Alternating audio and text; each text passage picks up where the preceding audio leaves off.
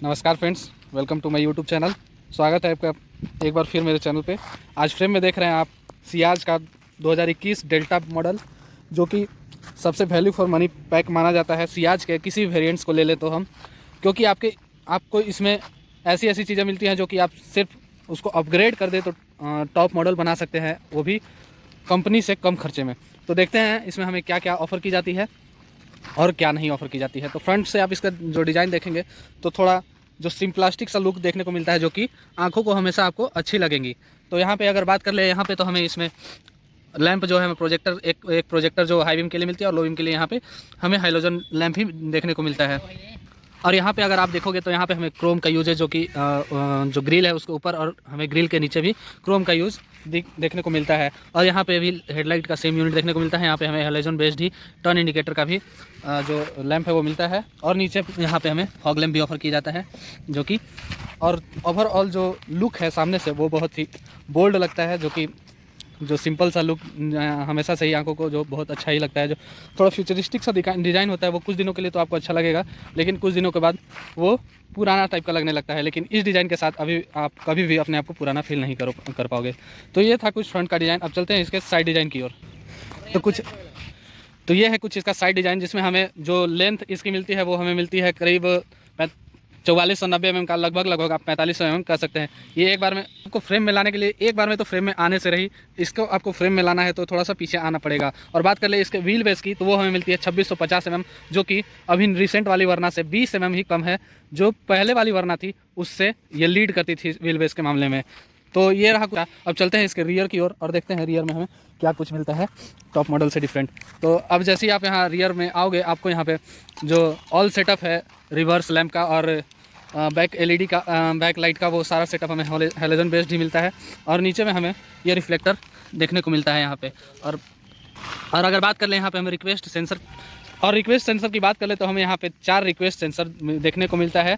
इसमें हमें camera offer नहीं की जाती है क्योंकि ये डेल्टा वेरिएंट है। तो ये था कुछ बाहर से व्यू इसका। और यहाँ पे हमें स्मार्ट हाइब्रिड की बैजिंग देखने को मिलती है, जो कि जिससे गाड़ी का माइलेज और इंटीरियर की ओर और देखते हैं वहाँ पे हमें क्या क्या देखने को मिलता है। तो अंदर चलने से पहले हम इसका की देख लेते हैं। तो की जो है वो हमें पुराना वाला ही की मिलता है, जो लॉक और अनलॉक के साथ हमें ऑफर की जाती है, जो कि एक बटन लॉक का और दूसरे बटन अनलॉक का होता है। चलते हैं इसके इंटीरियर में। इसमें इंटीरियर में आप घुसते ही जैसे ही डोर जो खोलोगे, यहाँ पे हमें प्रीमियमनेस को बढ़ावा देते हुए जो डोर ट्रिम पे हमें वुडन टेक्सचर देखने को मिलता है। और यहाँ पे हमें सॉफ्ट टच भी ऑफर किया जाता है, जो कि डेल्टा वेरिएंट से ही स्टार्ट होता है।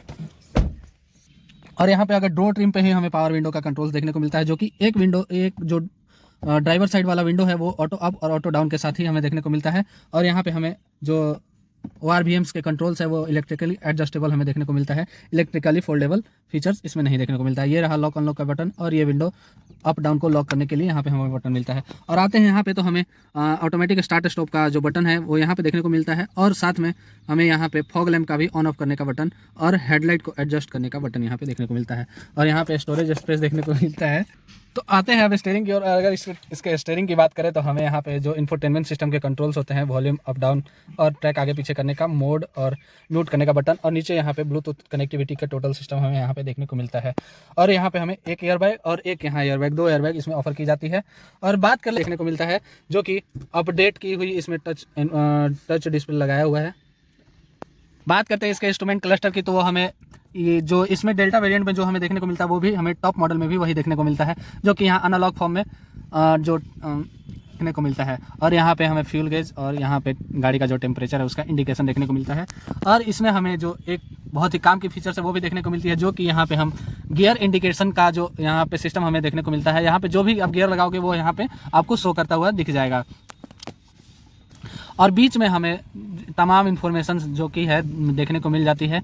क्योंकि ये स्मार्ट हाइब्रिड वर्जन है, इसलिए हमें यहाँ पे बैटरी और मोटर और इंजन का प्लेसमेंट भी दिखाया जाता है। अब आते हैं इसके सेंटर कंसोल में, और हमें देखने को मिलता है यहाँ पे जो AC है वो मैनुअल से देखने को मिलता है, जो कि यहाँ पे जो बटन्स हैं उसके जो सारे कंट्रोल्स है वो यहाँ पे प्लेस्ड है। और नीचे की ओर आए तो यहाँ पे हमें जो चार्जिंग आउटलेट है वो यहाँ पे देखने को मिलता है। और ऑक्स केबल की कनेक्टिविटी के लिए यहाँ पे हमें जो प्लेसमेंट है वो देखने को मिलती है। और ये जो सीक्रेट सा कंपार्टमेंट जो हमें मिलता है वो इसे हम यहाँ से ऐसे बंद भी कर सकते हैं, जो कि आज तक किसी भी कार में हमें जो सेडान हो या एसयूवी हो, हमें आज तक किसी भी कार उसमें देखने को नहीं मिलती है, जो कि एक टाइप से बंद और एक स्लाइड से ओपन हो सकती है। और बार जो है ऑफ़र की जाती है, और यहाँ पे हमें हैंड ब्रेक ऑफ़र की जाती है, और यहाँ पे आर्मरेस्ट भी ऑफ़र की जाती है, जिसके अंदर हमें स्टोरेज स्पेस भी देखने को मिलता है, जो कि अच्छा खासा है। और अगर यहाँ पे हमें बात कर ले इसके हेडलाइट्स के कंट्रोल की, तो वो हमें मैनुअल से देखने को मिलती है, और इसमें जो वाइपर है उसके कंट्रोल्स भी हमें मैनुअल से देखने को मिलती है। इसमें ऑटोमेटिक ऑफर नहीं की जाती है। अगर बात कर ले इसमें हमें साउंड सिस्टम कितने ऑफर की जाती है, तो इसमें हमें 4+2 का सेटअप देखने को मिलता है, जो कि 4 स्पीकर जो कि चारों डोर में प्लेस्ड है, और 2 ट्यूटर जो कि वो भी डोर में ही प्लेस्ड आपके सामने वाले डोर्स में ही देखने को मिल जाती है, एक इसमें और एक उसमें, जो कि साउंड क्वालिटी को ज़बरदस्त बनाती है। और अगर हम यहाँ पे बात कर ले इसके ग्लोव बॉक्स की, तो वो भी हमें काफ़ी ज़्यादा डीप देखने को मिलता है, जो कि अगर देखें हम तो इसमें हमें जो IR भी हमें वो हमें मैनुअल ही डे नाइट सिंपली सा मिलता है, और इसमें हमें लाइट जो केबिन लाइट है वो भी हमें हैलोजन बेस्ड ही मिलता है। यहाँ पे हमें माइक ऑफर की जाती है। और यहाँ पे बात कर ले तो टिकट होल्डर, और यहाँ पे हमें वैनिटी मिरर का ऑप्शन देखने को मिलता है, जिसमें लैंप नहीं है। अब चलते हैं इसके पीछे और देखते हैं क्या लेग रूम मिलता है हमें। आगे वाला सीट मेरे हाइट के अकॉर्डिंग सेटअप किया गया है, और चलते हैं इसके पीछे और देखते हैं क्या लेग रूम और क्या हेड रूम हमें देखने को ऊपर मिलता है।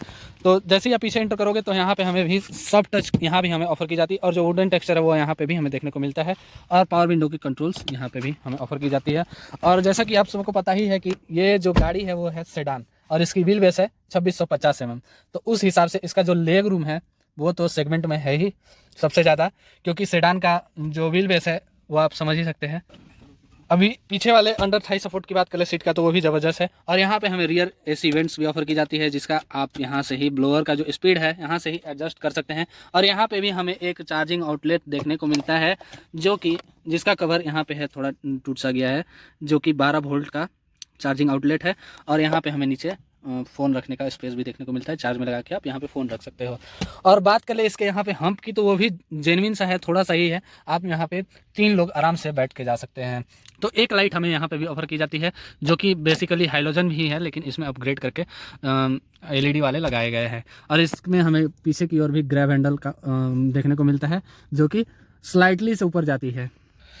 इसके डोर ट्रिम पे तो हमें बोतल होल्डर और उसके साथ स्पेस देखने को मिलता ही है, लेकिन उसके अलावा भी एक स्पेस देखने को मिलता है, जहाँ पे आप अपना फ़ोन को रख सकते हैं, जो कि यहाँ पे हमें देखने को मिलता है। यही डोर में नहीं, बल्कि चारों डोर्स में आपको देखने को मिलेगा, जो कि यहाँ पे भी पीछे के डोर्स में भी है, और ये देखिए आप आगे की डोर्स में भी पावर विंडोज़ के बगल में देखने को मिलता है। अब चलते हैं इसके बूट की ओर और देखते हैं वहाँ पर हमें कितना ही बूट स्पेस देखने को मिलता है। अगर बात करें इसके बूट स्पेस की, तो वो हमें 510 लीटर का जो मिलता है, जो कि काफ़ी डीप है।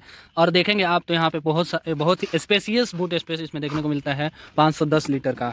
अब इसमें बात करें इसके स्पेयर टायर की, तो वो हमें यहाँ पे प्लेस्ड मिलता है, जो कि 185 65 R15 यानी कि 15 इंच का ही इसमें जो टायर है वो मिलता है। और यहाँ पे आप जैसे ही डिक्की खोलोगे ये लाइट आपको जलता हुआ मिल जाएगा। हालांकि हेलोजन ही है, लेकिन बहुत ही अच्छा चीज़ है कि जैसे ही आप डिक्की खोलोगे आपको कहीं से जलाने का ज़रूरत नहीं पड़ेगा। और यहाँ पे प्रॉपर वेंटिलेशन जो है सो की गई है, ढकने का उपाय किया गया है। अब चलते हैं इसके इंजन की ओर और देखते हैं कितना ही पावर निकालती है और कितना जो टॉर्क है इसका वो है। कर ले इसके इंजन की, तो इसमें हमें 1500 सीसी का 4 सिलेंडर इंजन देखने को मिलता है, जो कि 103 bhp का पावर और 138 न्यूटन मीटर का टॉर्क हमें निकाल के देती है।